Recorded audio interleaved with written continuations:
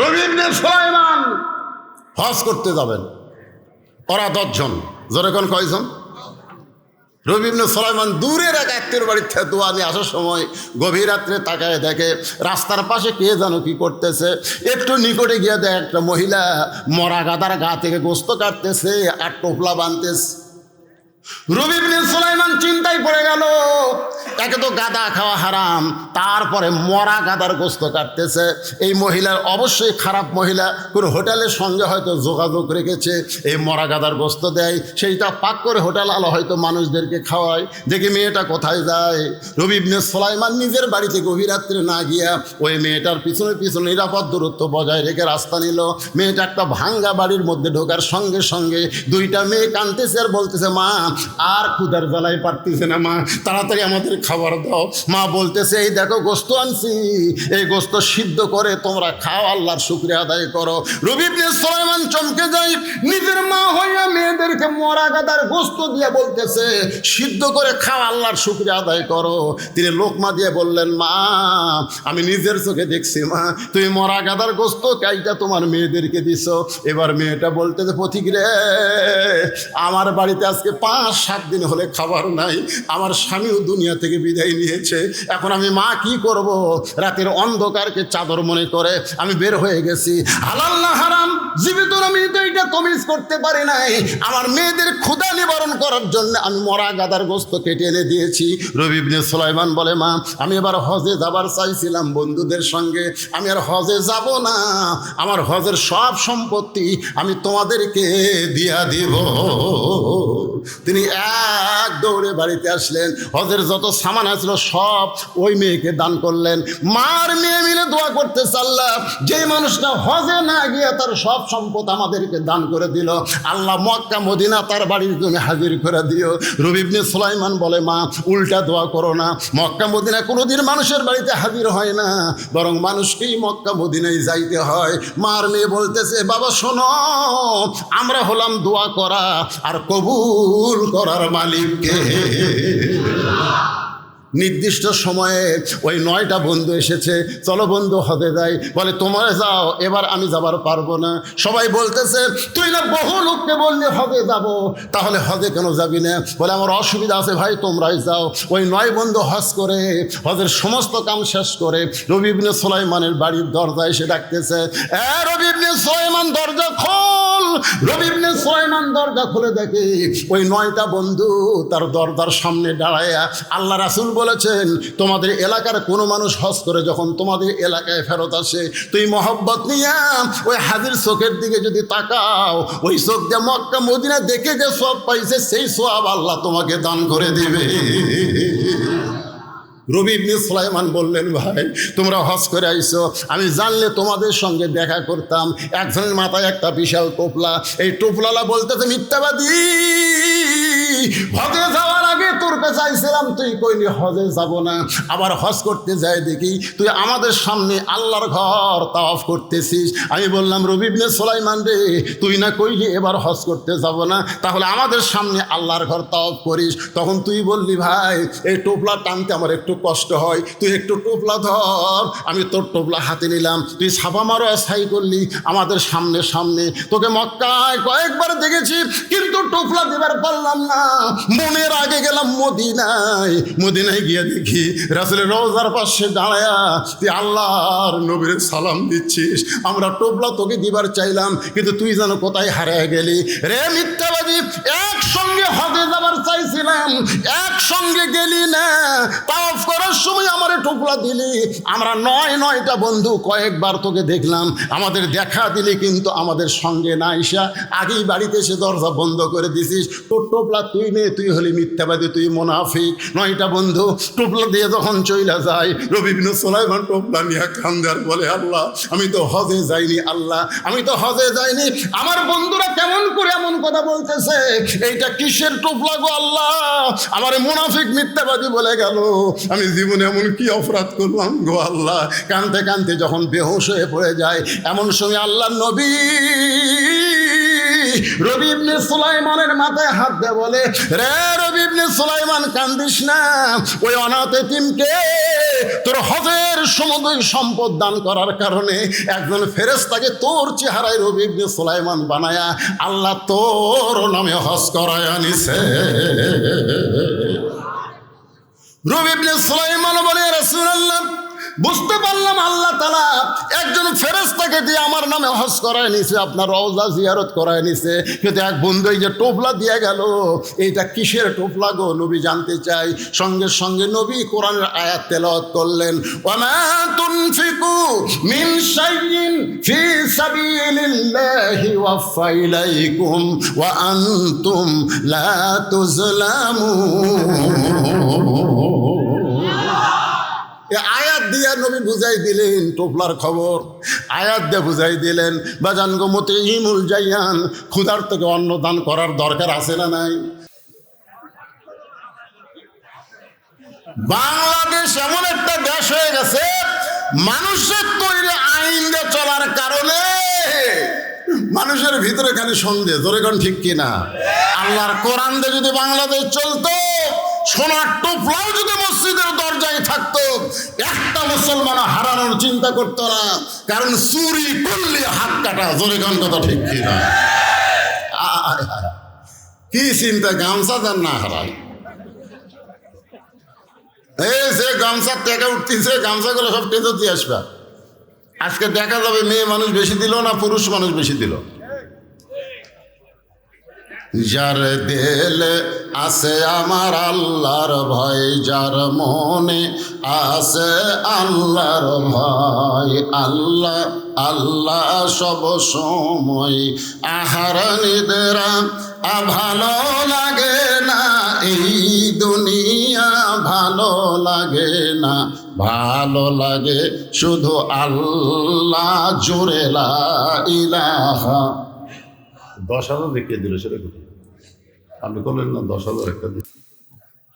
লা ইলাহা ইল্লাল্লাহু মুহাম্মাদুর রাসূলুল্লাহ সাল্লাল্লাহু আলাইহি সাল্লাম। মোহাম্মদ শহীদুল আলম জিয়া, পিতার নাম হলো কলিমউদ্দিন, বিষ্ণুপুর। উনি 10,000 টাকা দান করেছে, জোরে বলেন মারহাবা, আরো জোরে বলেন মারহাবা।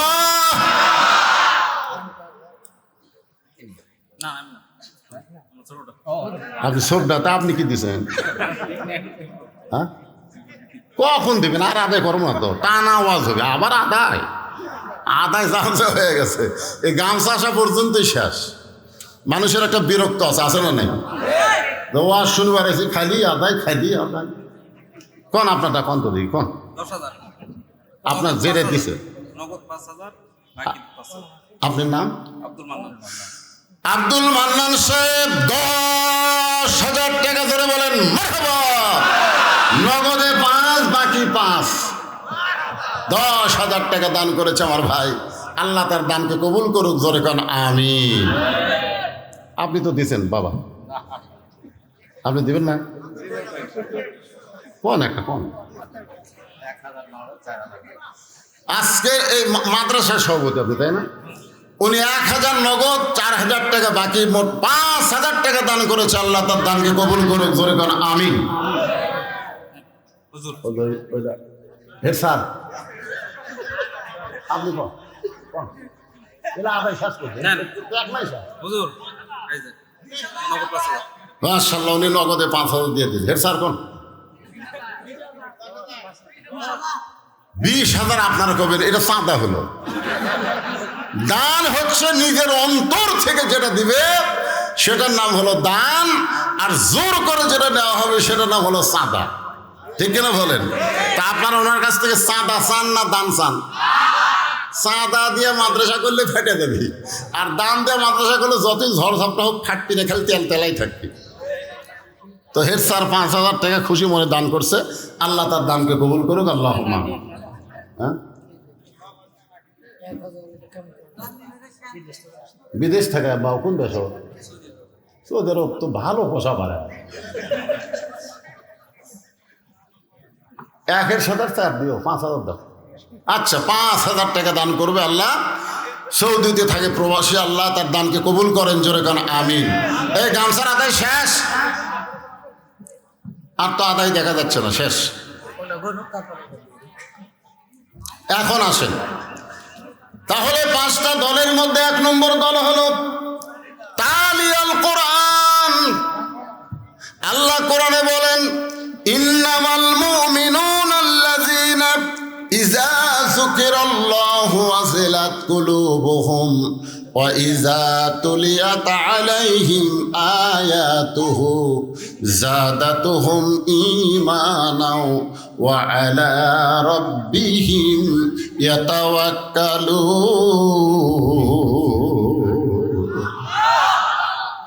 তাহলে তালিয়াল কোরআনের ব্যাখ্যা, আল্লাহ কোরআন দিয়ে কি বললেন, যে কোরআন যখন তেলাওয়াত হবে, এই কোরআন তেলাওয়াতের কারণে মানুষের ঈমান বেড়ে যাবে। এখানে তেলাওয়াত মানে কোরআন পড়া না, তেলাওয়াত শব্দের অর্থ হলো কোরআন মোতাবেক চলা। আজকে আমাদের বাংলাদেশে আমরা কি কোরআন অনুযায়ী চলি? খালি কোরআনের ওয়াজ শুনি। আপনারা বলেন তো, কোরআন শোনার দিক দিয়ে 1 নম্বর শ্রোতার নাম কি? হ্যাঁ,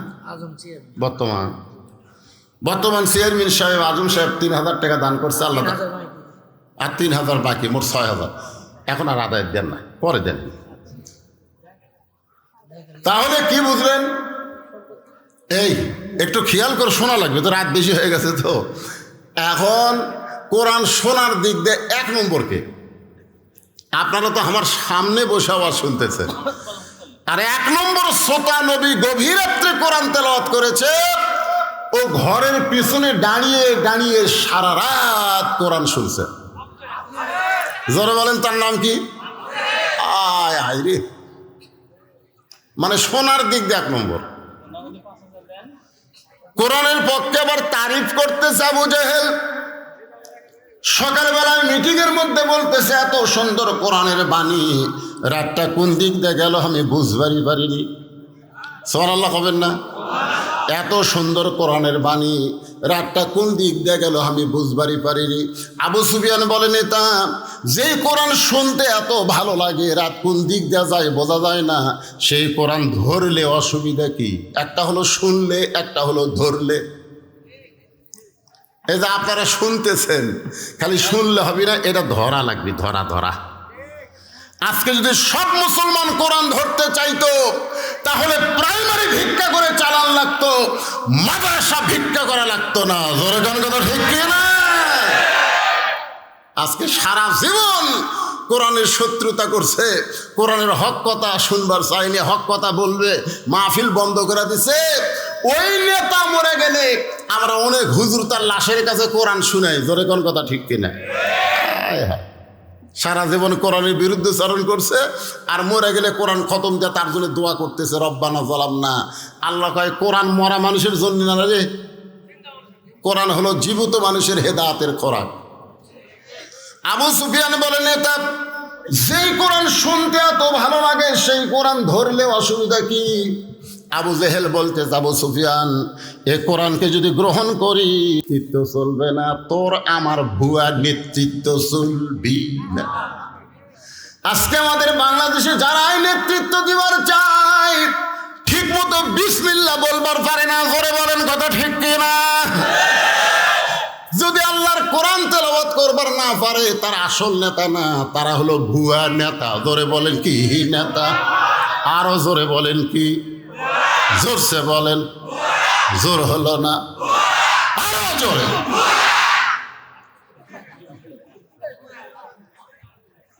কি বুঝতেছেন? কোরআন খালি শুনলে হবে না ভাই রে, এই কোরআনকে গ্রহণ করা লাগবে। কোরআনকে যদি বান্দা গ্রহণ করে, সেই মানুষটা কেমন হবে? যেই মানুষটা 1 নম্বর সন্ত্রাসী ছিল, যেই মানুষটা নাঙ্গা তরবারি নিয়ে নবীকে হত্যা করার জন্য রওনা দিয়েছিল, সেই মানুষটা কোরআনের পরশ পাইয়া এক সময় আল্লাহ তাআলা অর্ধ পৃথিবীর খলিফা বানায়া দিল। দেখেন কোরআনের পরশ পাইলে তার চরিত্র কেমন হয়। বাংলাদেশের মতন 96টা দেশের খলিফা, মসজিদের মেম্বারে দাঁড়ায় খুতবা দিচ্ছেন। খুতবা মানে আমাকে নেতারা ভাষণ দিল না, আরবিতে খুতবা, বাংলায় কি ভাষণ দেওয়া। ওমর ফারুক যখন ভাষণ দিচ্ছেন এমন সময় মাঝখান থেকে একজন দাঁড়িয়ে বলতেছে, আমিরুল মুমিনিন আপনার ভাষণ আমরা শুনবো না। প্রধান বক্তা এসে গেছে, আর ভাষণ চলে না, সেটা না। আমিরুল মুমিনিন আপনার ভাষণ আর শুনবো না। ওমর ফারুক বললেন, আমার অপরাধ কি? সাহাবী বললেন, আপনার অপরাধ হলো আমাদেরকে খাটো পাঞ্জাবি দিয়ে আপনি লম্বা জুব্বা পরে খুতবা দিচ্ছেন, আমাদেরকে বাইতুল মাল থেকে খাটো পাঞ্জাবি দিয়ে আর আপনি লম্বা জুব্বা পরে খুতবা দিচ্ছেন। যতক্ষণ আপনার লম্বা জুব্বার কাহিনী না বলবেন ততক্ষণ আপনার খুতবা আমরা শুনব। আচ্ছা, ওমর ফারুকের কি চামচা নাই? চামচা? এত বড় নেতাকে একটা লোক অপমান করতেছে আর একটা চামচাও কথা কয় না। আল্লাহর কোরআন দিয়ে যখন রাষ্ট্র চলবে তখন কোনো চামচা থাকবে না। ধরে বলেন কথা ঠিক কিনা? আসরের নামাজ 4 রাকাত, তুমি 2 রাকাতে বসো সমস্যা নাই, 4 রাকাতে বসো সমস্যা নাই, কিন্তু 3 রাকাতে বসলা কেন? তুমি যত বড় ইমাম হও, তোমার যতই ভক্ত থাক দুনিয়ায়, একটা ভ্যানওয়ালা পর্যন্ত তোমাকে লোকমা দিয়া খাড়া করে দিবে। ধরে কোন কথা ঠিক কিনা? ওঠ ওঠ, তো ওঠ ওঠ তো কবার পারে না, আল্লাহু আকবার কয়। ওমর ফারুক চোখের পানি বের করে কাঁদতেছেন। কেউ যখন ওমর ফারুকের পক্ষে কথা বলতেছে না, এমন সময় আব্দুল্লাহ ইবনে ওমর, ওমর ফারুকের সন্তান, 6 লক্ষ হাদিসের হাফেজ, 30 পারা কোরআনের হাফেজ। নেতা কাক কয় দেখছেন? নেতার বেটা হাফেজ রে। আর আমাদের নেতার বেটা জীবনে মাদ্রাসার বারান্দার যায়নি। জোরে কর কথা ঠিক কিনা? মাঝে মধ্যে আসে 1 লাখ 2 লাখ টাকা দিয়ে যায়, তুলবার গেলে যে কি ঠেলা ভাই। আমার এক মাদ্রাসা আছে, এক এমপি সাহেব 4 টন টিয়ার দিছে। আমার এক আমি হুজুর খালি মাঝে মধ্যে যায় আর খালি ফিরে দেয়। চিন্তা করলাম করে খালি যায় আর ফেরত দেয়, যায় আর ফেরত দেয়। তা আমি একদিন নিজেই গেলাম, যে বললাম, কে ভাই কি খবর? দিবার চাচ্ছে এমপি সাহেব, দেন না কেন? বলে প্রতি টিয়ারে 10,000, আগে 40,000 জমা দেন পরে। আমি কইলাম টাকা জমা দেয়া ঘুষ দিয়ে তারপর সেটা মাদ্রাসা চলামো, দরকার নেই। নেতার সন্তান যদি কোরআনের হাফেজ হইতো আর সংসদে 300 এমপির মধ্যে 50টা এমপির সন্তান যদি কোরআনের হাফেজ থাকতো, তাহলে এমপি একদিন চিল্লায় বলতো, মাননীয় স্পিকার সাহেব, প্রাইমারিতে আকদম বাগদম শিক্ষা দেওয়া হয়, মিথ্যা শিক্ষা, সেই প্রাইমারির জন্য হাজার হাজার কোটি টাকা বাজেট করা হয়। 94% মুসলমানের দেশে জালিকাল কিতাবুল লা রাইবা ফিহি হুদাল লিল মুত্তাকিন, আল্লাহর কোরআন শিক্ষা দেওয়া হয়। সেই শিক্ষার জন্য আমরা বাজেটে হাজার হাজার কোটি বাজেট চাই। এরকম যদি 50 জন এমপি বলতো তাহলে ভিক্ষা করা লাগতো না, এই মাদ্রাসাও 3 তলা বিল্ডিং হয়ে যেত। ধরে কোন কথা ঠিক কিনা? 6 লক্ষ হাদিসের হাফেজ, 30 পারা কোরআনের হাফেজ আব্দুল্লাহ বাবার পাশে দাঁড়ায় বলতেছে, রে নবীর সাহাবীরা, তোমরা খাটো পাঞ্জাবি হলেও তো নতুন কাপড় পরে নামাজ পড়তে আইছো, কিন্তু আমার পরনে দেখো নতুন কোনো কাপড় নাই। ওসমান গনি বলে, আব্দুল্লাহ, আজকে জুমার দিনে সবাই নতুন কাপড় পরে নামাজ পড়তে আইছে, আর তুমি পুরাতন কাপড় কেন পরলা? আব্দুল্লাহ বলতেছে, আমি যদি নতুন কাপড় পরে নামাজ পড়তে আসতাম তাহলে আমার বাবার জুব্বা লম্বা হতো না। তোমরা তো সবাই ঘুম পাড়ো, তোমরা সবাই যখন ঘুমাও তখন আমার বাবা ঘুমায় না। তোমরা সবাই যখন ঘুম পাড়ো, অর্ধপৃথিবীর খলিফা আমার বাবা তখন ঘুমায় না। বহুদিন আমি মাকে দেখেছি দরজায় দাঁড়িয়ে থাকতে। আমি মাকে জিজ্ঞাসা করতাম, মা আমার বাবা কোথায়? মা বলতেছে, মানুষের দুঃখ কষ্ট দেখার জন্যে ঘুরতেছে। অর্ধপৃথিবীর খলিফা, কোরআনের পাগল, ঘুরতেছে, দেখে মরুভূমির মধ্যে তাঁবু টাঙ্গায়া কে যেন কি পাক করতেছে, আর দুইটা বাচ্চা খালি মা মা বলে কাঁদতেছে। উমর ফারুক চিন্তায় পড়ে গেলেন, এত রাত্রে কি পাক করে, বাচ্চাগুলো কান্দে। নিকটে গিয়ে বলতেছে, মা তুমি এমন কি করতেছো, তোমার বাচ্চাগুলো ক্ষুধার জ্বালায় কান্দে আর তুমি তাদের খাবার দাও না। উটের গোস্ত হলে বড় দূর 1 ঘন্টা লাগবে, দুম্বার গোস্ত হলে 8 ঘন্টায় সিদ্ধ হবে, গভীর রাত হলে এখনো সিদ্ধ হয় না, তুমি কেমন মা, তোমার কি দয়া নাই? মা কান্দের বলে, পথিক তুমি যে দিক দিয়ে যাচ্ছিলে সেই রাস্তা দিয়ে যাও, আমার বাড়ি হলে ইয়ামিন দেশে। আমি গতকাল মদিনার খলিফা ওমরের কাছে আইছিলাম, কিন্তু এত মানুষের ভিড় আমি ওমরের কাছে যাবার পারি নাই। আমার ক্ষুধার্ত সন্তানকে নিয়ে আমি মরুভূমির মধ্যে তাঁবু টাঙ্গাইয়া, আমার সন্তান যখন বারবার খাবার চাই, আমি পাতিলে পানি আর পাথর দিয়ে নিচে আগুন জ্বালায় সিদ্ধ করতেছি। আমার পাতিলের পাথর কোনোদিন সিদ্ধ হবে না। আমার সন্তানকে এত বেশি খিদা লাগছে, আমি মনে করেছিলাম ওরা এক সময় ঘুমায় যাবে। আমার মনে হয় আমার সন্তান 2টা রাত কাটাবার পারবে না। সঙ্গে সঙ্গে হযরত ওমর এক দৌড় বাইতুল মালের দরজায় গিয়ে বলে, আসলাম তাড়াতাড়ি 1 বস্তা খাবার আমার মাথায় উঠায় দে। আসলাম বলে, আমিরুল মুমিনিন, আমি হলাম চাকর, কি কোথায় নিয়ে যাওয়া লাগবে আমারে হুকুম দেন। ওমর ফারুক বলে, আসলাম রে, একজনের পাপের বোঝা আর একজন মাথায় নেয় না, যে আমার মাথায় উঠে দে। ওমর ফারুক বিশাল একটা খাবার বস্তা মাথায় নিয়ে যখন খুব জোরে জোরে দৌড়াই, পিছন থেকে আসলাম কান্দের বলে, এত জোরে দৌড় মারলে পড়ে গিয়ে আপনার কষ্ট হবে। ওমর ফারুক বলেন, নির্দিষ্ট সময়ে যদি যাবার না পারি, ওমরকে জাহান্নামের আগুনে পড়তে হবে। এক দৌড়ে গিয়ে তাঁবুর পিছনে দাঁড়ায় বলে, মা রুটি আর হালুয়া তৈরি করো। বস্তার খাবার নেমা রুটি হালুয়া তৈরি করে যখন ওমর ফারুকের হাতে দেয়, ওমর ফারুক 2টা সন্তানকে 2 উড়ুর উপরে নিয়ে রুটি হালুয়া যখন মুখের মধ্যে দেয়, 2টা সন্তান মুখের দিকে ফেল ফেল করে তাকায় কান্দে। কে গো তুমি, বাবার দরদ নিয়ে আমাদের সামনে গভীর রাত্রে হাজির হয়েছো।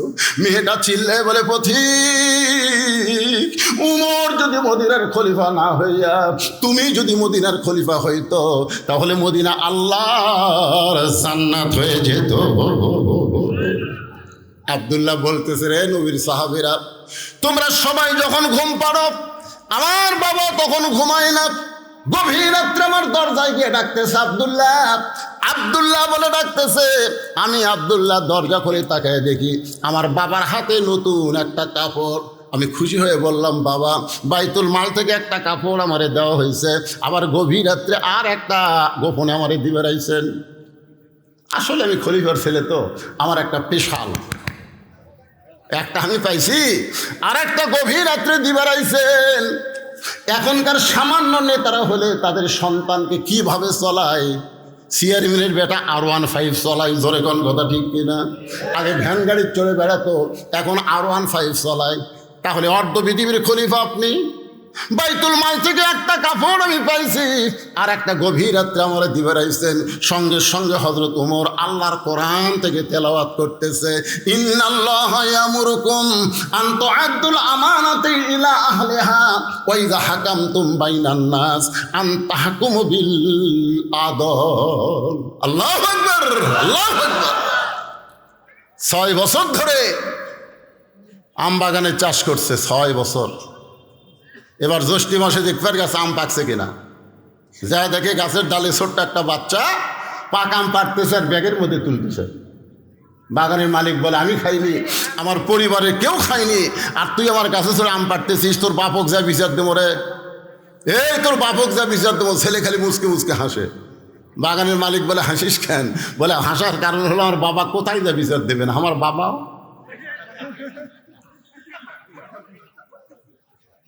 বাগানের মালিক তাকায় দেখে ওর বাপ আর এক গাছের চোড়া খেলে আম পাড়ে আর বস্তা ভরায়। গাছের নিচে বসে কান্দের বলে, আল্লাহ বিচার দেবো কার কাছে, বেটাও চোর বাপও চোর। আজকে আমাদের বাংলাদেশের অবস্থা হয়েছে তাই, বিচার দেওয়ার জায়গা নাই। জোরে বলে কথা কথা বল না, কথা বল না। খালি কথা না বলার কারণে আজকে বাংলাদেশে জালিমদের জুলুম বাড়তিছে। জোরে কোন কথা ঠিক না? গত সপ্তাহে 620 টাকা করে 1 কেজি গোস্ত কিনছে। এবার জামাই আইছে, শাশুড়ি বলতেছে 1 কেজি হবে না, 2 কেজি আনেন। তো এখন 1300 টাকা লিয়ে গেছে 2 কেজি আনবে, 2 কেজির দাম হয় 1240 টাকা, লিয়ে গেছে কত 1300। তো কসাইকে বলতেছে ভাই 2 কেজি গোস্ত দাও, 2 কেজি গোস্ত দেওয়ার পরে 1300 টাকা দিছে, কসাই টাকা নিয়ে বলতেছে আর 100। তাই কে রে, গত সপ্তাহে লিয়ে গেলাম 620, আমাকে 60 টাকা ফেরত দে। না না না আর 100 দেন, 700 করে লাগছে। ওই তখন আস্তে করে কষার দিকে তাকে দেখে সাইডে দাও তোছে, হস করে দাও লিছে, লিয়ে যার ওপর গোস্ত কাটে ওই খাইটা মারছে লাত্তি মারা কষার ঘাড়ের উপর দাও ধরে বলতেছে কত করে কেজি কর। কষাই বলতেছে আপনি জানবেন তাই, আপনার কাছে কোনো দরকার নেই। জনগণ জবান খুললে জালেমের জুলুম কমে যাবে। জনগণ কথা কর না কেন, কথা কর না কেন, সব চুপ মেরে গেছে।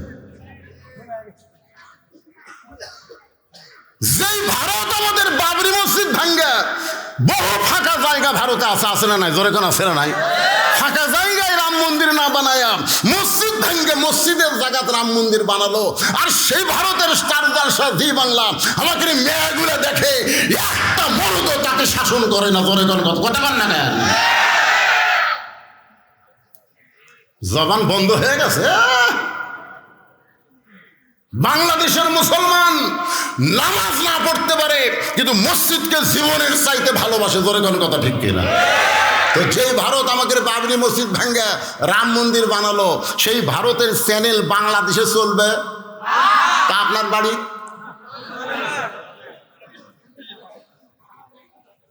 এসার নামাজ পড়ে বাড়িতে গেছে, যা দেখে বউ যে ঘরত বসে আছে ঘর থেকে লো হরি হরি হরি হরি কিরে, লো হরি হরি কি দেখে বউ জি বাংলা দেখতেছে।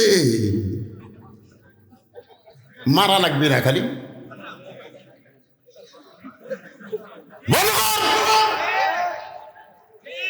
মুসলমানের ঘরে ভারত চলবে না, মুসলমান ভারতকে বয়কট ঘোষণা করলে ধরে কথা ঠিক না। আমাদের কলিজে আগুন ধরে দিছে মসজিদের জন্য, শুধু মসজিদের জন্য 32,000 ফিলিস্তিনি শহীদ হয়ে গেছে। ধরে কোন কথা ঠিক কিনা? শুধু মসজিদের জন্য ছোট ছোট বাচ্চারা পর্যন্ত জীবন দিচ্ছে। বাইতুল মুকাদ্দাস আমাদের দখলে দিবি না, এই জীবন আমরা রাখবো না। আর সারা ভারতের আমাদের বাবরি মসজিদ ভাঙ্গা রাম মন্দির বানালো, আর আমাদের বউগুলা ওদের চ্যানেল দেখতেছে। এই মেয়েরা ও শুনে কি হবে রে? আবার প্রজেক্টরের মাধ্যমে আমার দেখাচ্ছে।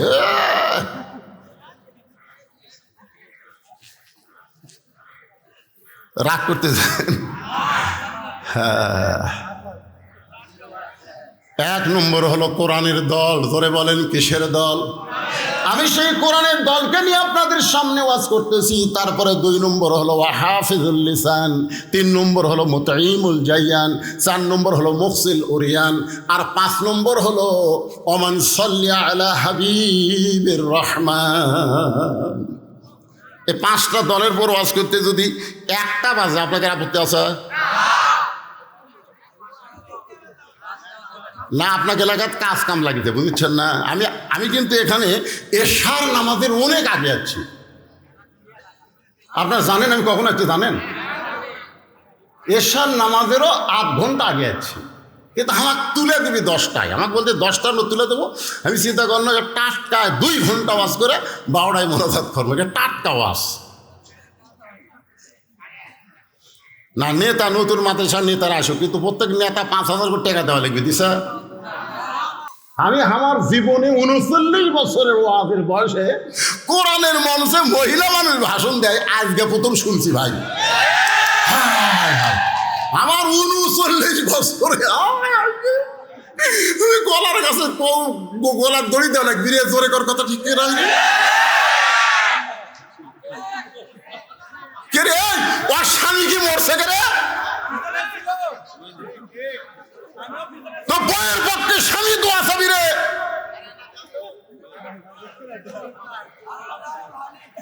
না, কোরআনের কথা হচ্ছে। জোরে কান ঠিক কিনা? আল্লাহ কোরআনে বলেছে করনা ফি বুয়ুতিকুন্না ওয়ালা তাবাররুজনা তাবাররুজাল জাহিলিয়াতিল উলা। মেয়েরা তোমরা ঘরের মধ্যে থাকো, ঘরের বাহির হও না। যদি ঘরের বাহির হও হিজাব নিয়ে পর্দা নিয়ে বের হতে হবে। নারীদের কণ্ঠ পর, পুরুষের জন্য পর্দা। করে কার কথা ঠিক কিনা?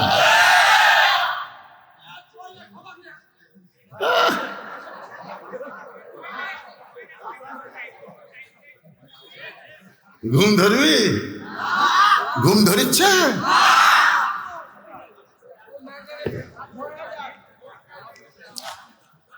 আল্লাহর বান্দার একটু মনোযোগ দিয়ে শুনবেন। আব্দুল্লাহ বলতেছে, আমি যখন বললাম বাবা বাইতুল মাল থেকে একটা পাঞ্জাবি আমারে দেওয়া হয়েছে, গোপনে আর একটা পাঞ্জাবি আমারে দিবার আইছেন। আসলে আমি খলিফার সন্তান, আমার ভাগ্য ভালো। সঙ্গে সঙ্গে ওমর ফারুক কোরআন থেকে একটা আয়াত তেলাওয়াত করলেন। আয়াতের বাংলা অর্থ মনে হয় আপনারা বোঝেন নাই। বুঝছেন? যখন বুঝেছেন কি বললেন? ইন্নাল্লাহা ইয়ামুরুকুম আন তুআদ্দুল আমানাতি ইলা আহলিহা ওয়া ইযা হাকামতুম বাইনান নাস আন তাহকুমু বিল আদল। আব্দুল্লাহ রে, যেদিন থেকে মদিনার খলিফা হইছি সেদিন থেকে গোটা রাষ্ট্র আল্লাহ আমাকে আমানত স্বরূপ দিয়েছে। আমানত, জোরে কোন কি? এই পাঞ্জাবিটা আমার ভাগে পড়ছে বাজান।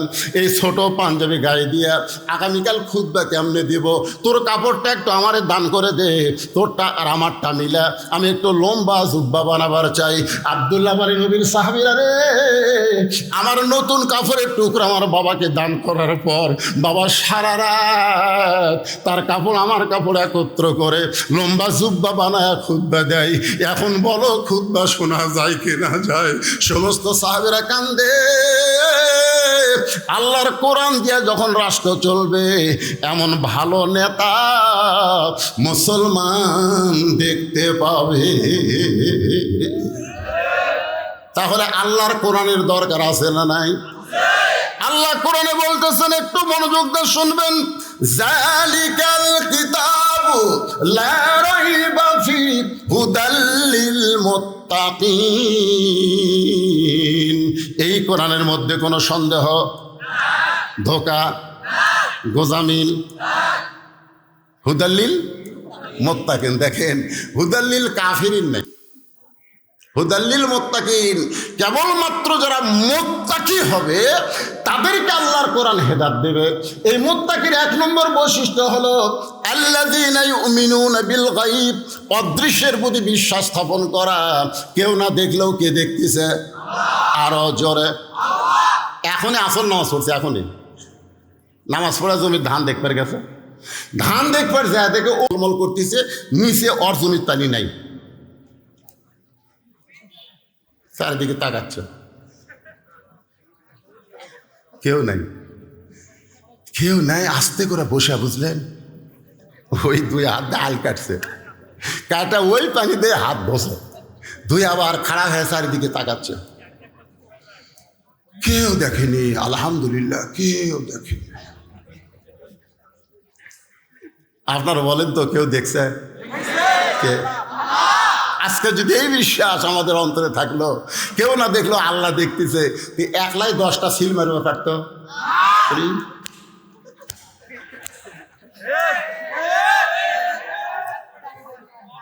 যারা একলাই 10টা করে সিল মারে, ওরা যদি হওয়া থেকে মরা পর্যন্ত কোরআনের মাহফিল ওয়াজ শোনে, এরা মুত্তাকি হবার পারবে না। মুত্তাকির এক নম্বর বৈশিষ্ট্য হলো কেউ না দেখলো আল্লাহ দেখতেছে। জোরে বলেন কথা ঠিক কিনা?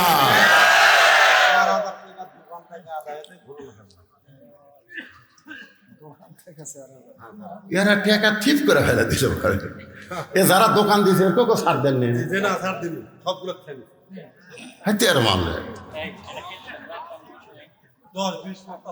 10, 20, 50 টাকা করে যারা দোকান দিছে ওর কেউ ছাড় দেয়নি। এরপর থেকে আপনারা একটা নিয়ম করবেন, কোরআনের মাহফিলের পাশে যদি দোকান বসে, প্রত্যেক দোকানকে 500 টাকা করে নেবেন। এই সালারা কিন্তু মাহফিলের কিছু সোতার টান দিছে। জোরে কোন কথা ঠিক কিনা? ছাড় দেওয়া যাবে না। আজকে 4000 টাকা দোকানদাররা দান করছে, আল্লাহ তাদের দানকে কবুল করুক। জোরে কোন আমিন। জোরে বলে আল্লাহ। এই স্লিপ এখন দিয়ে না আদায় করতেছি তাই।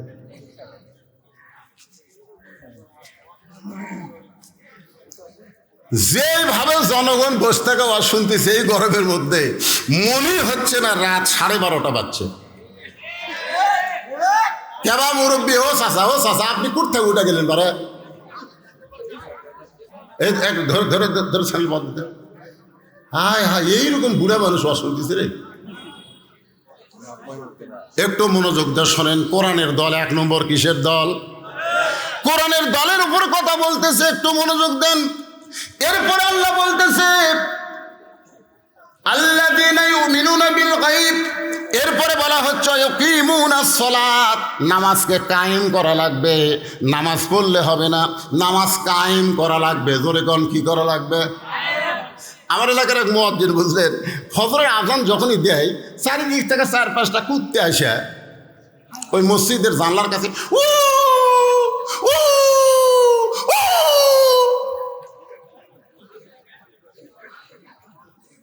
আমি চিন্তা করলাম, কেন মুয়াজ্জিন আজান দেয়, কুত্তা করে বাজলো কাপ। একদিন আমি মুয়াজ্জিনকে বললাম, কে মুয়াজ্জিন ভাই, আপনাকে এখন সবচেয়ে বিরক্ত কে করতেছে? কয় হুজুর, 4-5টা কুত্তে হুজুর। এই এরা ঘুম পড়ে, কিন্তু আমি যে আজান দেওয়া শুরু করি তারা মসজিদের জানলার কাছে এসে হু হু করে। তা আমি কইলাম, কি জন্য করে ভাই? হুজুর আমি তো বুঝবার পারতেছি না। আমি মুয়াজ্জিনকে কানে কানে কইলাম, মুয়াজ্জিন আপনি সত্যি করে বলবেন, আল্লাহ কোরআনে বলেছেন ওয়ামান আহসানু কাওলাম মিম্মান দাআ ইলাল্লাহ ওয়া আমিলা সালিহান ওয়া ক্বালা ইন্নানি মিনাল মুসলিমিন। আচ্ছা, আপনি যে আসসালাতু খায়রুন মিনান নাওম বলতেছেন ফজরের আজানে, আপনার বেটা নামাজ পড়ে? মুয়াজ্জিন বলতেছে, হুজুর আমার 3টা আগে আছে, এক শালাও নামাজ পড়ে না। আমি বললাম, এই জন্য কুত্তা লোকমা দিছে যে তুমি আজান দাও, তোমার বেটারাই নামাজ পড়ে না। ওয়াকিমুস সালাত মানে কি? শুধু মুয়াজ্জিন নামাজ পড়লে হবে না, মুয়াজ্জিনের 14 গোষ্ঠী নামাজ কায়েম করা লাগবে। ধরে এটা কথা কন না। মুমিনদের 2 নম্বর বৈশিষ্ট্য হলো নামাজ কায়েম করতে হবে। বর্তমান প্রধানমন্ত্রী 564টা মসজিদ বানা দিছে, আলহামদুলিল্লাহ কোন? আপনাদের মান্দাত আছে না নাই? নাই? আচ্ছা হচ্ছে তো, হবি না? এই মসজিদের নাম কি? মডেল মসজিদ। জোরে বলেন, নাম কি? এক নেতা আমারে কয়, হুজুর আপনারা বক্তারা আমাদের প্রধানমন্ত্রীর কোনো সুনামি করেন না। প্রধানমন্ত্রী 564টা মসজিদ বানায় দিচ্ছে, সেই প্রধানমন্ত্রীর নামে কিছুই বলেন না। আমি বললাম, প্রধানমন্ত্রী 564 কেন, 5 লক্ষ মসজিদ বানায়া দিলেও কোনো লাভ হবে না। কারণ মসজিদ বানানোর জন্য আল্লাহ প্রধানমন্ত্রী বানায়নি, আল্লাহ নামাজ কায়েমের জন্য প্রধানমন্ত্রী বানাছে। আল্লাহ কোরআনে বলেছেন আল্লাযীনা ইম্মাক্কান্নাহুম ফিল আরদ, মুসলমানের মধ্যে কাউকে যখন ক্ষমতার চেয়ার দেওয়া হয়, তার 1 নম্বর কাম হলো পদ্মা সেতু নির্মাণ করা, 1 নম্বর কাম হলো 4 লাইন রাস্তা করা, 1 নম্বর কাজ হলো 564 মসজিদ করা। এগুলো সবই কাজ, তবে 1 নম্বর কাজ হলো নামাজ কায়েম করা। আজকে যদি প্রধানমন্ত্রী ঘোষণা করে যে করোনার সময় কি করলো পুলিশেরা, মুখত খালি মাস্ক না থাকলে কি করতো, মনে আছে আপনাকে? আমি একটা মৌলানা মানুষ, আমার মুখত মাস্ক নাই, 5,000 টাকা জরিমানা। আপনারা দেখেননি, ফেসবুকে দিছিল। হ্যাঁ, মানে আমারটা এই জন্যই করছে যে আপনি একটা মৌলানা হয়ে মুখত মাস্ক পরেননি, এই রাগের ছড়ি। আসলে 200 টাকা জরিমানা, কিন্তু আমার 5,000 করছে। আপনারা বলেন, প্রধানমন্ত্রী যদি ঘোষণা করে, শুধু মডেল মসজিদ নয়, মডেল মসজিদে মুয়াজ্জিন যখন আজান দেবে, ওই আজান দেওয়ার সাথে সাথে মুসলমান দাবি করে মসজিদের মধ্যে ঢোকে না, ওদের পাছার কাপড় খুলে 5টা করে বাড়ি। এই আইন যদি প্রধানমন্ত্রী চালু করে দেয়, আপনারা বলেন তো আমাদের যুবকেরা আজান দেওয়ার পরে বেড়ে ঘুরবি?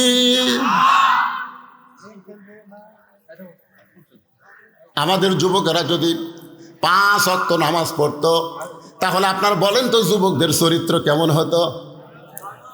কে বলেছে? এজোরে কোন, কে বলেছে? আল্লাহ বলেছেন ইন্নাস সালাতা তানহা আনিল ফাহশাই ওয়াল মুনকার, একমাত্র নামাজই পারে মানুষকে যাবতীয় খারাপি থেকে বাঁচায় দিতে। এরা কিন্তু রাত 1টার পরে সবাই যখন ঘুমায় যায়, বাপ মা ঘুমাইছে, জানলা দরজা বন্ধ করে 4G মোবাইল ওয়াইফাই দেওয়া আছে, এখন অশ্লীল ভিডিও বার করে। যদি নামাজ পড়তো সেই যুবক কোনোদিন মেসির সাপোর্টার হতো না। যে ব্যক্তি 5 ওয়াক্ত নামাজ পড়ে সেই যুবক কোনোদিন নেইমারের সাপোর্টার হতো না।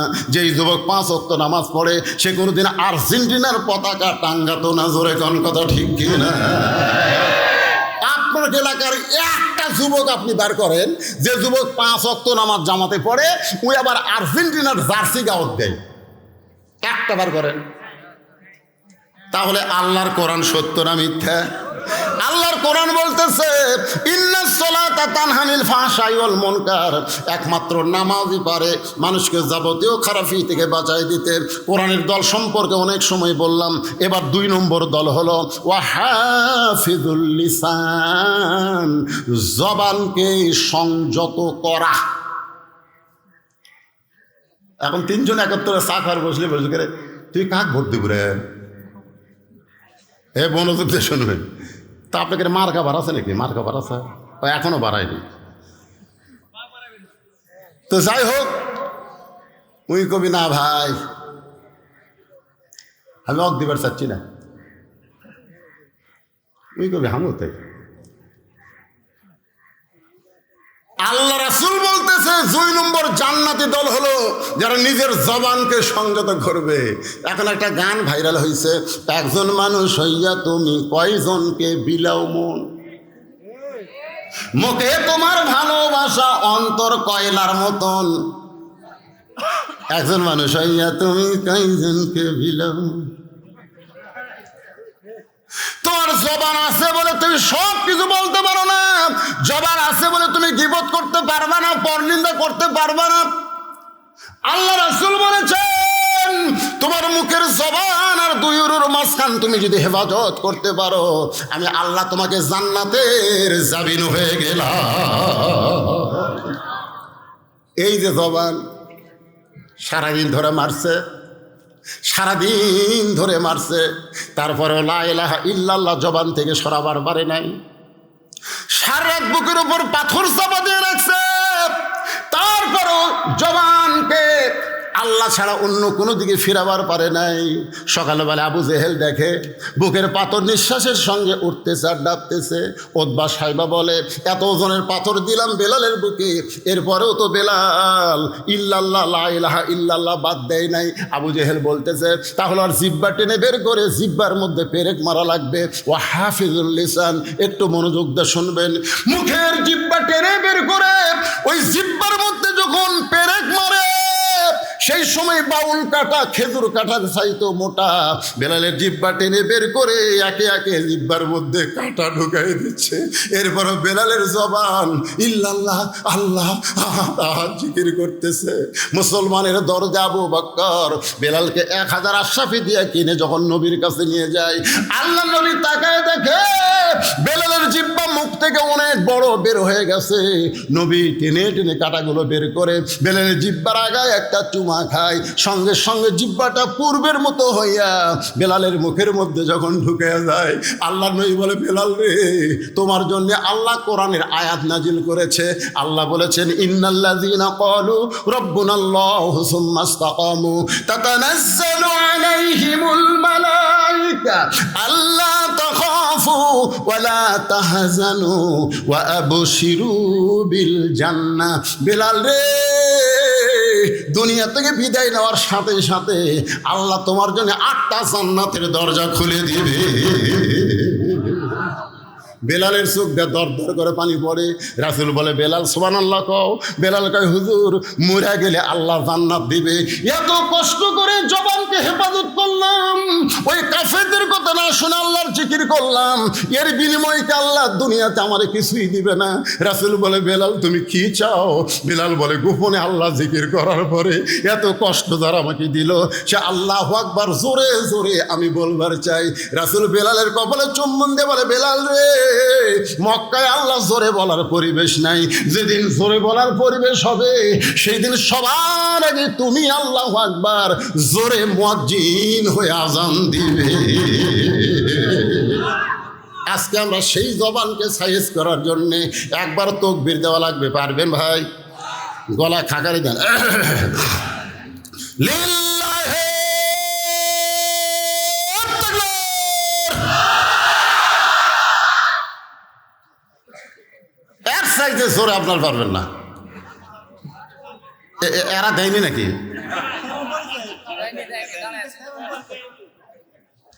সব মিডিয়া আজকে মিডিয়ার হেডলাইন কি হবে? ভুয়া ভুয়া।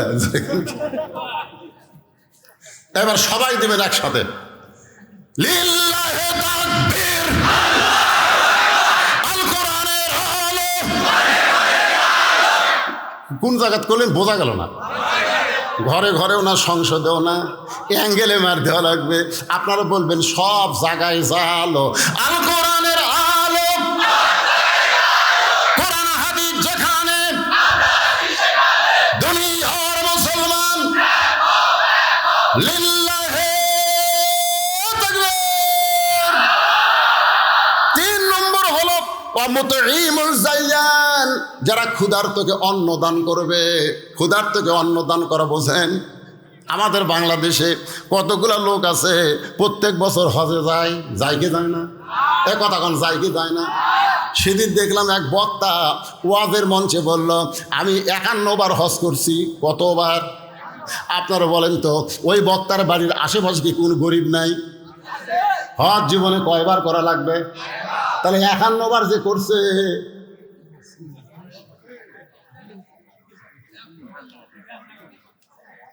এ হাসেন কেন? মুতিমুল জাইয়ান, একটু মনোযোগ দিয়ে শোনেন। তোমার জীবনে একবার হজ করলে হজের ফরজ আদায় হবে। তুমি 51 বার করলে, তার মানে তোমার বাড়ির আশেপাশে কোনো গরিব নাই, তোমার বাড়ির আশেপাশে কোনো বিধবা নাই, তোমার বাড়ির আশেপাশে কোনো এতিম নাই। রবি ইবনে সুলাইমান হজ করতে যাবেন, ওরা 10 জন। জোরে কোন কয়জন? রবি ইবনে সুলাইমান দূরের এক আত্মীয়র বাড়ির থেকে দোয়া নিয়ে আসার সময় গভীর রাত্রে তাকায় দেখে রাস্তার পাশে কে যেন কি করতেছে। একটু নিকটে গিয়ে দেখে একটা মহিলা মরা গাদার গা থেকে গোস্ত কাটতেছে আর টোপলা বাঁধতেছে। রবি ইবনে সুলাইমান চিন্তায় পড়ে গেল, একে তো গাদা খাওয়া হারাম, তারপরে মরা গাদার গোস্ত কাটতেছে।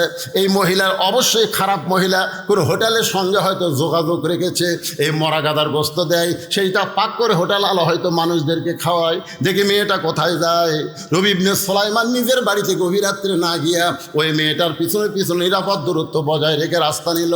মেয়েটা একটা ভাঙ্গা বাড়ির মধ্যে ঢোকার সঙ্গে সঙ্গে 2টা মেয়ে কাঁদতেছে আর বলতেছে, মা আর ক্ষুধার জ্বালায় পারতেছে না, মা তাড়াতাড়ি আমাদের খাবার দাও। মা বলতেছে, এই দেখো গোস্ত আনছি, এই গোস্ত সিদ্ধ করে তোমরা খাও, আল্লাহর শুকরিয়া আদায় করো। রবি ইবনে সুলাইমান চমকে যায়, নিজের মা হইয়া মেয়েদেরকে মরা গাদার গোস্ত দিয়ে বলতেছে সিদ্ধ করে খাও, আল্লাহর শুকরিয়া আদায় করো। তিনি লোকমা দিয়ে বললেন, মা আমি নিজের চোখে দেখছি, মা তুমি মরা গাদার গোস্ত কাইটা তোমার মেয়েদেরকে দিছো। এবার মেয়েটা বলতেছে, পথিক রে, আমার বাড়িতে আজকে 5-7 দিন হলে খাবার নাই, আমার স্বামীও দুনিয়া থেকে বিদায় নিয়েছে, এখন আমি মা কি করব? রাতের অন্ধকারকে চাদর মনে করে আমি বের হয়ে গেছি। হালাল না হারাম জীবিত আমি তো এটা তমিজ করতে পারি নাই। আমার মেয়েদের ক্ষুধা নিবারণ করার জন্য আমি মরা গাদার গোস্ত কেটে এনে দিয়েছি। রবি ইবনে সুলাইমান বলে, মা আমি এবার হজে যাবার চাইছিলাম বন্ধুদের সঙ্গে, আমি আর হজে যাব না, আমার হজের সব সম্পত্তি আমি তোমাদেরকে দিয়া দিব। তিনি এক দৌড়ে বাড়িতে আসলেন, হজের যত সামান আসলো সব ওই মেয়েকে দান করলেন। মার মেয়ে মিলে দোয়া করতে চাল্লা, যে মানুষটা হজে না গিয়ে তার সব সম্পদ আমাদেরকে দান করে দিল, আল্লাহ মক্কা মদিনা তার বাড়ির জন্য হাজির করে দিও। রবি ইবনে সুলাইমান বলে, মা উল্টা দোয়া করো না, মক্কা মদিনা কোনোদিন মানুষের বাড়িতে হাজির হয় না, বরং মানুষকেই মক্কা মদিনায় যাইতে হয়। মার মেয়ে বলতেছে, বাবা শোনো, আমরা হলাম দোয়া করা আর কবুল করার মালিককে। নির্দিষ্ট সময়ে ওই 9টা বন্ধু এসেছে, চলো বন্ধু হজে যাই। বলে তোমরা যাও, এবার আমি যাবার পারবো না। সবাই বলতেছে তুই না বহু লোককে বললি হজে যাব, তাহলে হজে কেন যাবি না? বলে আমার অসুবিধা আছে ভাই, তোমরাই যাও। ওই 9 বন্ধু হজ করে হজের সমস্ত কাম শেষ করে রবি ইবনে সুলাইমানের বাড়ির দরজায় এসে ডাকতেছে, রবি ইবনে সুলাইমান দরজা খোল। রবি ইবনে সুলাইমান দরজা খুলে দেখে ওই 9টা বন্ধু তার দরজার সামনে দাঁড়ায়। আল্লাহ রাসূল বলেছেন তোমাদের এলাকার কোনো মানুষ হজ করে যখন তোমাদের এলাকায় ফেরত আসে, তুই মহব্বত নিয়ে ওই হাজির চোখের দিকে যদি তাকাও, ওই চোখ দিয়ে মক্কা মদিনা দেখে যে সব পাইছে সেই সওয়াব আল্লাহ তোমাকে দান করে দিবে। রবি ইবনে সুলাইমান বললেন ভাই তোমরা হজ করে আইছো, আমি জানলে তোমাদের সঙ্গে দেখা করতাম। একজনের মাথায় একটা বিশাল টোপলা, এই টোপলালা বলতেছে মিথ্যাবাদী, হজে যাওয়ার আগে তোর কাছে চাইছিলাম তুই কইলি হজে যাব না, আবার হজ করতে যাই দেখি তুই আমাদের সামনে আল্লাহর ঘর তাওয়াফ করতেছিস। আমি বললাম রবি ইবনে সুলাইমান রে, তুই না কইলি এবার হজ করতে যাব না, তাহলে আমাদের সামনে আল্লাহর ঘর তাওয়াফ করিস। তখন তুই বললি ভাই এই টোপলা টানতে আমার একটু কষ্ট হয়, তুই একটু টোপলা ধর। আমি তোর টোপলা হাতে নিলাম, তুই ছাপা মারো ছাই করলি আমাদের সামনে সামনে। তোকে মক্কায় কয়েকবার দেখেছি কিন্তু টোপলা দিবার পারলাম না। মনের আগে গেলাম মদিনায়, মদিনায় গিয়ে দেখি রাসূলের রওজার পাশে দাঁড়ায়া তুই আল্লাহর নবীর সালাম দিচ্ছিস। আমরা টোপলা তোকে দিবার চাইলাম কিন্তু তুই যেন কোথায় হারিয়ে গেলি রে মিথ্যাবাদী। একসঙ্গে হজে যাবার চাইছিলাম, একসঙ্গে গেলি না, তাওয়াফ করার সময় আমার টোপলা দিলি।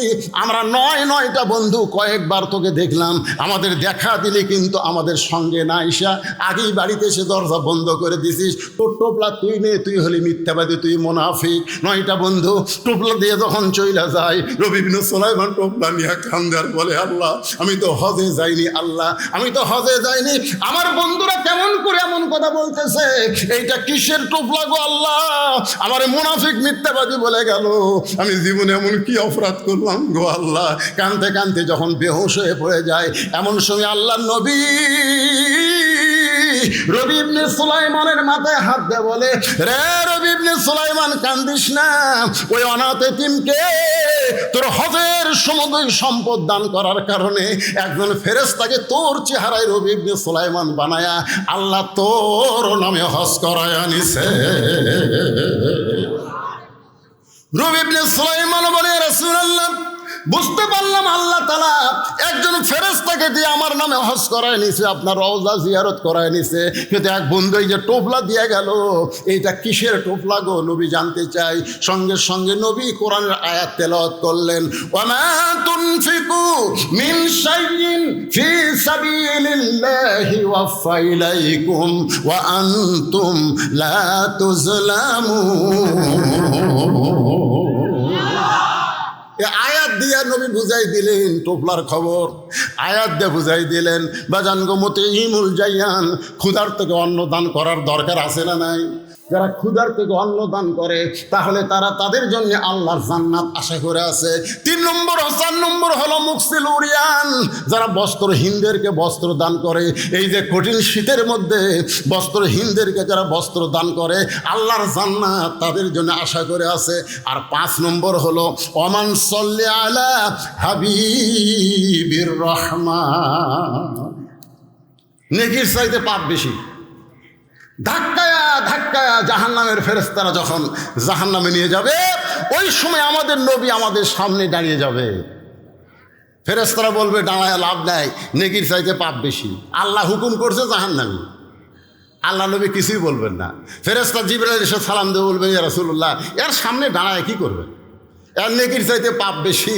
এ কারণে আল্লাহ জাহান্নামে ঘোষণা করছে। আল্লাহ রাসূল তখন বলবেন জিবরাইল, আল্লাহ হাকিম হয়ে আমার উম্মতকে আসামি বানায় বিচার করেছে, আমি নবী উকিল সেখানে ছিলাম না। এই বিচার আল্লাহ করতে পারে কিন্তু আমি নবী এই বিচার মানি না। আল্লাহ বলবে জিবরাইল নবীকে বলো তার আপিলকে আমি গ্রহণ করলাম। আমাদেরকে আবার নিয়ে যাওয়া হয় মিজানের কাছে, নেকের পাপ ওজন করে দেখা যাবে নেকির চাইতে পাপ বেশি। আল্লাহ বলবেন হাবিব দেখেন নেকির চাইতে পাপ বেশি, এখন কি উপায়? সঙ্গে সঙ্গে নবী, আমরা যে নবীর প্রতি দরুদ শরীফ পড়ি, এই দরুদ কিন্তু আমাদের আমল নামাও নাই, আল্লাহর কাছেও নাই। এই দরুদ চলে গেছে মদিনায়। সেই দরুদগুলো নেকির পাল্লায় দেওয়া হবে, সঙ্গে সঙ্গে নেকির পাল্লার ওজন বেশি হবে। এখন ওই টোপলার মধ্যে কি আছে গুরুত্বপূর্ণ খবর কি আপনারা শুনতে চান? কারা কারা শুনবেন একটু আল্লাহ হাত দেখেন তো দেখি। লিল্লাহে তাকবীর। হাত নামান। আয়াতটা আরেকবার কই, তারপরে টোপলার খবর দিচ্ছি। ওমা তুনফিকু মিন শাইইন ফি সাবিলিল্লাহি ওয়াফা ইলাইকুম ওয়া আনতুম লা তুজলামুন। কেরে ওদিকে কথা বলে কেরে? ও যে একটা পুচকে সওয়াল দেখছেন, এত রাত চেতন আছে বারে এরা তাকে যায়নি স্যার, এরা সিজার করা খেয়ে গেছে। আমার গ্রাম সম্পর্কে ভাবির ছেলে খালি কান্দে, হুজুর আমি আয়াতুল কুরসি দোয়া দূর যা আছে ভাই পুরা ফুঁক দিলাম, বাড়ির জায়গায় হুজুর আরও কান্দে। আমি সূরা ফাতে 21 বার পড়ে পানি ফুঁক দিয়ে বললাম এটা 3 বার খাওয়ান তো, খাওয়ানোর পরে কয় হুজুর আরও কান্দে। শেষ পর্যন্ত ওই মেয়েটা আমাকে কইল হুজুর এখন আর দোয়া দরুদের দাম নাই হুজুর। আমি মনে খুবই কষ্ট, 2, 3, 5 পরে বললাম তোমার ছেলেকে এখনো ওই রকমের কান্দে? না হুজুর আর কান্দেই না। বন্ধ হলো কেমনে? কারো বাপ একটা মোবাইল কিনে দিছে, যখনই কান্দে চালু করে দিই আর কান্দে। আমি তখন বললাম তুমি সত্যি করে কও তো তোমার সন্তান কি নর্মালে হসে না পেট কাটা হসে? তখন কে না হুজুর নর্মালে হয়নি, পেট কাটা। তো পেট কাটা সন্তান তো এরকম হবে, কারণ জন্মের আগেও ওরকম বার করছে। ভাই রে শোনেন, নর্মালে প্রত্যেকটা মায়ের বাচ্চা হবে। আজ থেকে 20 বছর আগে সিজার আসলো। আপনারা কথা কন না কেন? যার বয়স 22 বছর ওই সিজার। আমার দাদি কষে তো টাইনে বার করতে তোর মাথা লম্বা হয়ে গেছিল রে, পরে মাথা থাবে থাবে আমরা গোল করছি। শোনেন, নর্মালে সব বাচ্চাই হবে, সব বাচ্চাই নর্মালে হবে, কিন্তু কতগুলো মায়ের ধৈর্য কম, কান্দে। তোর স্বামী নিয়ে যায় ডাক্তারের কাছে, ডাক্তার পরীক্ষা করে দেখে যে নর্মালি হবি 2 দিন পর, কিন্তু ডাক্তারের টাকার দরকার। ডাক্তার বলতেছে পানি শুকা গেছে, একটু বেঁকা হয়ে আছে। তখন কয় তাহলে সিজারই করেন। সিজার করে দেখে আর ঘুমই ভাঙেনি, কারণ 2 দিন পরে যাই হবি আর ঘুম ভাঙিছে। তখন পেটের মধ্যে বার করে এইরকম একটা ঘুরেন দেয়, বুঝলেন? এইরকম যেই ঘুরেন দেয়, ঘুরেনে ছোট মাথার ঝাঁকি খায়, ওই যে ঝাঁকি খাওয়া খাসে ভাই এখন মোবাইল ছাড়ার ভাত খায় না। ধরে কোন কথা ঠিক না? এখন রাত বাজতেছে তো 5 মিনিট কমে 1টা, তা ওই পুষকে ঘুরতেছে। তুই ওই কি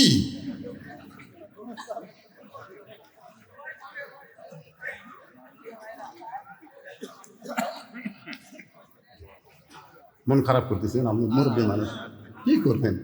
এখন এলো ওয়াশ না করলে তো ওয়াজ হবে না। ঠিক আছে, আপনারা সবাই শুনবেন টোপলার মধ্যে কি আছে। আল্লাহ নবী কোরআনের আয়াত তেলাওয়াত করে রবি ইবনে সুলাইমানকে শুনাইলেন। সবাই কিন্তু শুনবার চাচ্ছেন। এখন যদি কেউ না শুনে চলে যান, লিমা তাকুলু মালা তাফআলুন। আল্লাহ কোরআনে বলছে মুখের কথার সাথে কামের মিল না থাকলে টাটকা মুনাফিক। আপনারা না শুনে উঠে যান, তাহলে ওই একজন মাথা তুলে হুজুর রে হুজুর রে। আমি এই নবীর মাদ্রাসার জন্য, শোনেন, এই নবীর এতিম মাদ্রাসার জন্য যাদের বাপ মা কবরে গেছে, বাপ মা যাদের কবরে শুয়ে আছে, সেই বাপ মার কবরকে জান্নাত বানানোর জন্যে এই মাদ্রাসায় একটা কোরআন শরীফ দান করা লাগবে। একটা কোরআন শরীফ মাত্র 500 টাকা। এরকম 100 জন আল্লাহর বান্দা আজকের এই মাহফিলে চাই। বাপমার কবরকে জান্নাত বানানোর জন্য কোন আল্লাহর পাগল আছেন? সর্বোত্তম নবীর মাদ্রাসায় একটা কোরআন শরীফ বাবদ 500 টাকা দেবেন। আপনি 500 টাকা দেওয়া মাত্রই একটা কোরআন দানের সব আল্লাহ আপনার বাপমার কবরে দিয়ে দিবে। ভাইজান একটু লগত লাগবে ভাই। নাই লগত নাই? আচ্ছা আপনারা দিবেন, কিন্তু লগত একটু কেউ আছেন নাকি? লগত এই দেখেন দেখেন লগত শুরু হয়ে গেছে। এই দুটো মাশাআল্লাহ, দেখেন 100টা হতে কতক্ষণ লাগে, কিভাবে চলে যাচ্ছে রে। আল্লাহ তোমার মায়ের জন্য দোয়া চাইয়া আর একজন আল্লাহর বান্দা কিছুই না, একটা কোরআন শরীফ সবচাইতে বড় দান। নবীর মাদ্রাসা একটা কোরআন, টাকা ঠিক হয়ে যাবে ইনশাল্লাহ। আর একটা কোরআন শরীফ বাবা 500 টাকা দান করছে, আল্লাহ দান কবুল করেন। টেস্টটা এমনভাবে করছে যে হাতত পাওয়া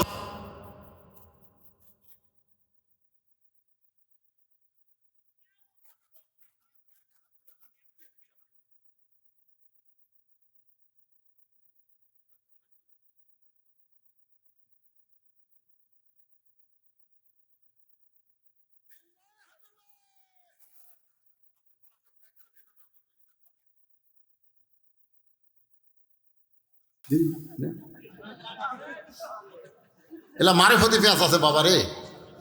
কে রে সিয়ার মিলোর ডাল আছে, এই যদি ভোটও ফেল করে সিমেন্ট দিবি, বাঁশ দিবি, বাঁশ। ও আগামীকাল দিবি, আগামীকাল মাশাল্লাহ ইলেকশনের আগে। তাহলে ভাইকে আমি বলবো 8 বস্তা না দিয়ে আর 2 বস্তা দিয়ে 10 বস্তা দিয়ে আমরা দোয়া করে দে, আল্লাহ থেকে জয়ের মালা গলায় পরায় দে। জোরে কোন আমিন। কয়টা হলো?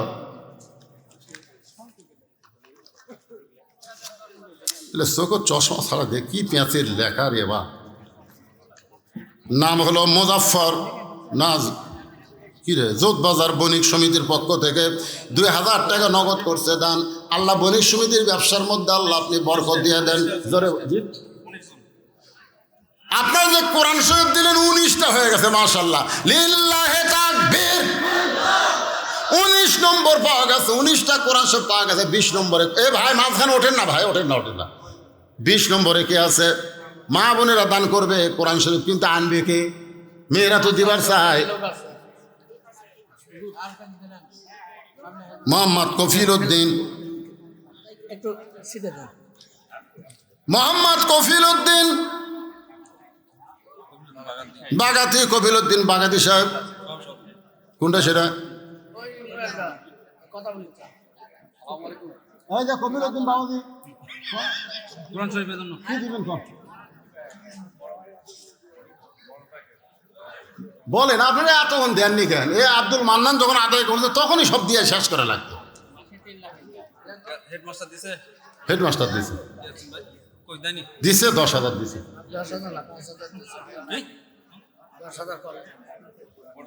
এ কোন না কেন, লোকজন সব চলে গেলে আপনি দানের কথা শুনবি যে?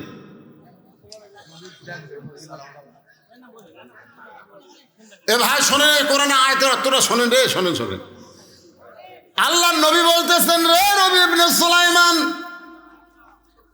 তুমি যে গরিব অসহায়কে দান করেছ, হজের সমুদয় অর্থ তুমি যে দান করেছ, এই টোপলার মধ্যে আল্লাহ 10 গুণ তোমাকে বাড়ায় ফেরত দিছে।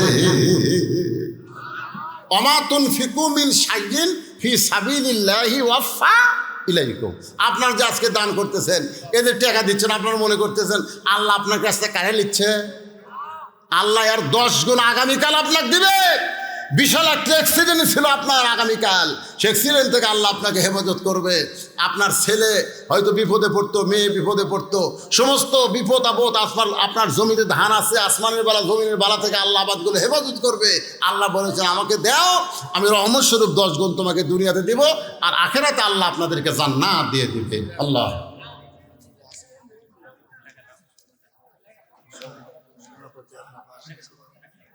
আপনি এখনো দেননি ভাই? দিছে না, অনেকে দান প্রকাশ করে না। সভাপতির ছেলে মেজর, সভাপতি সাহেবের ছেলে মেজর। ছেলে মেজর হলে বাবা কি করে আল্লাহ জানে।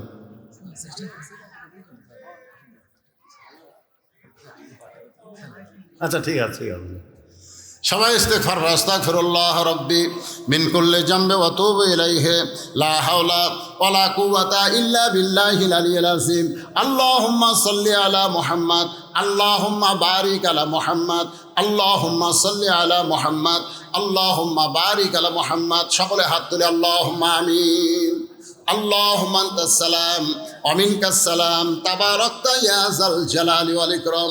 মাবুদ নতুন মাদ্রাসা মতিউর রহমান আমারে কইল, হুজুর এখন 1 বছর পূর্ণ হয় নাই, আল্লাহ দুইজনের মাথায় পাগড়ি পরানো হলো।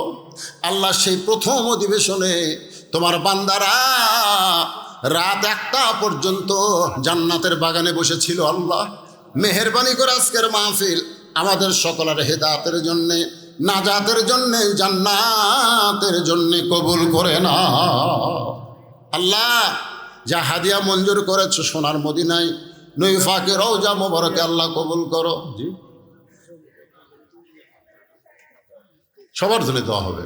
আয় আল্লাহ তাআলা এই মাদ্রাসায় যারা জমি দিল, মাদ্রাসার ঘর নির্মাণে যারা সহযোগিতা করলো, আজকেও যারা নগদে বাকিতে হাজার হাজার এমনকি গামছার মধ্যে 10টা টাকাও যারা দান করে দিল, আল্লাহ সকলের দানগুলোকে জান্নাতের বিনিময় হিসাবে আল্লাহ কবুল করো। আমরা যারা হাত তুলেছি সকলে বলেন রব্বির হামহুমা কামা রব্বায়ানি সগীরা। বাপ মা যদি কবরে যায় আল্লাহ বাপ মার কবরকে জান্নাতের টুকরা বানাও।